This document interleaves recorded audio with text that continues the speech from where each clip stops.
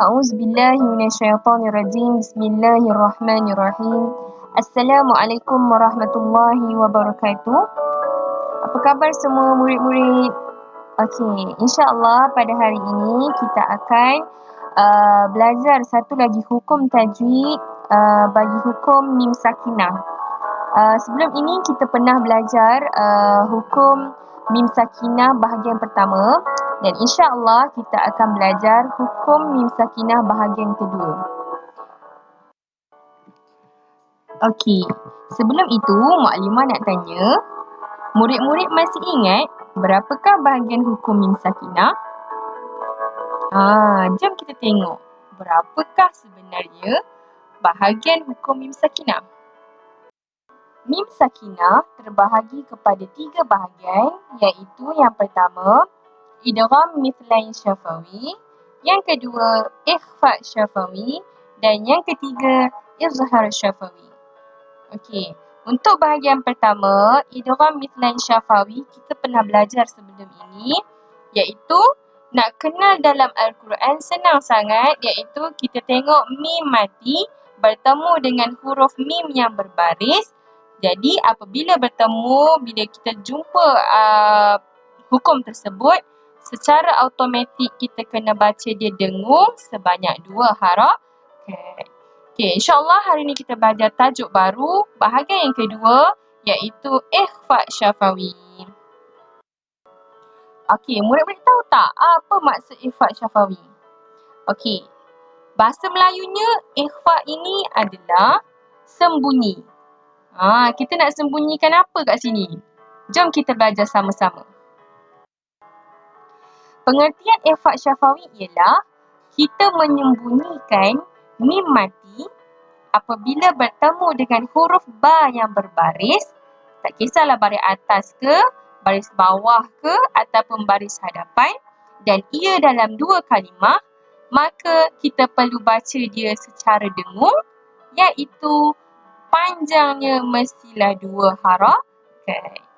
Okey, senang nak faham ikhfa syafawi ni. Bila kita baca Al-Quran, tengah-tengah baca tu tiba-tiba kita jumpa huruf mim yang mati. Tak ada apa-apa tanda pun dekat atasnya.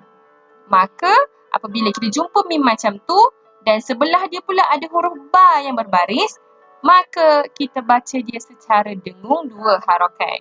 Okey? Tengok poin nombor 3. Macam mana cara bacaan ikhfa syafawi?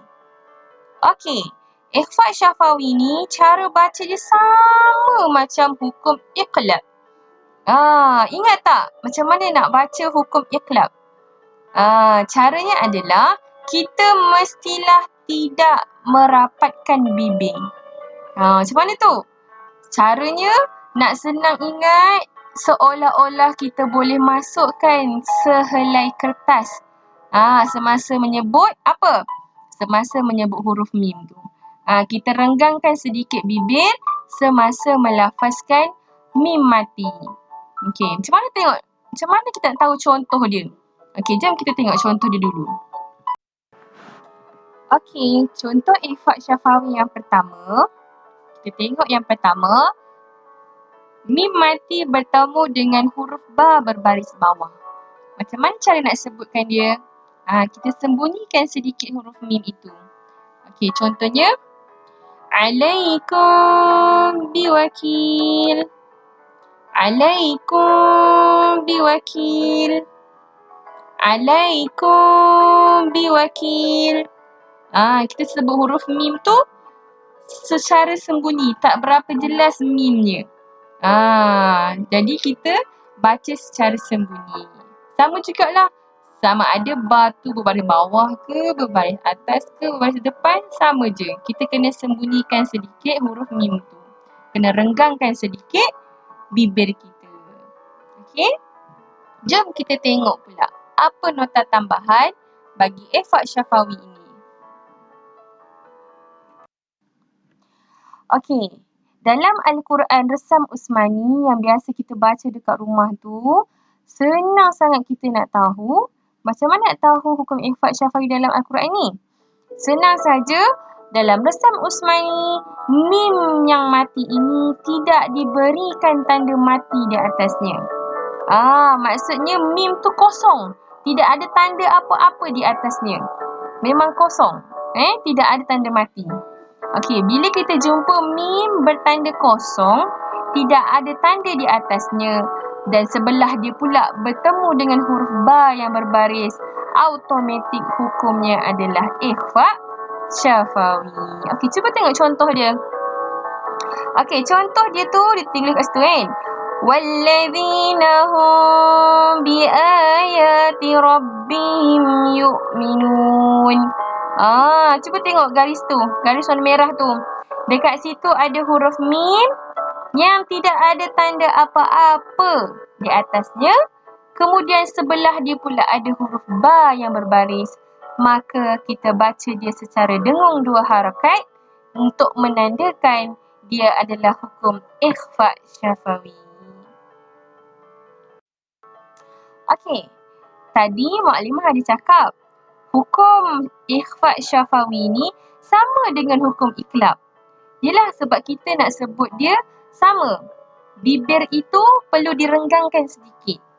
Tetapi ada perbezaan dia antara ikhfa syafawi dan hukum iklab. Apa bezanya?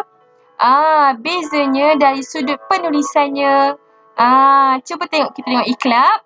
Iklab ni dalam Al-Quran Resam Usmani, dia ada tanda mim kecil. Dekat atas mana? Atas nun mati ataupun dekat atas tanwin. Tengok kat situ, dia ada mim kecil atas dia. Okey, bila kita jumpa mim kecil atas nun atau tanwin, itu jatuh hukum iklab. Tapi kalau kita nak tahu macam mana ikhfa syafawi tidak ada mim kecil. Dia terus mim besar. Cuba tengok yang bawah tu. Rabbahum bil ghaib. Tengok mim mati kosong bertemu dengan huruf ba. Mim dia besar kan daripada mim yang dekat atas tu. Jadi itulah beza di antara hukum iqlab dan hukum ikhfa syafawi. Okey, sebagai kesimpulannya, hukum ikhfa syafawi adalah sama cara bacaannya dengan hukum iklab. Tetapi ikhfa syafawi dan iklab ada juga perbezaannya kerana iklab adalah bahagian hukum nun mati dan tanwin, manakala ikhfa syafawi di dalam bahagian hukum mim mati. Okey, setakat itu sahaja untuk hari ini. Pesan Maklimah, banyakkan membaca Al-Quran supaya tajwid kita lebih mantap dan lebih baik, insya-Allah. Sekian, wabillahi taufiq wal hidayah. Wassalamualaikum warahmatullahi wabarakatuh. Jumpa lagi, insya-Allah.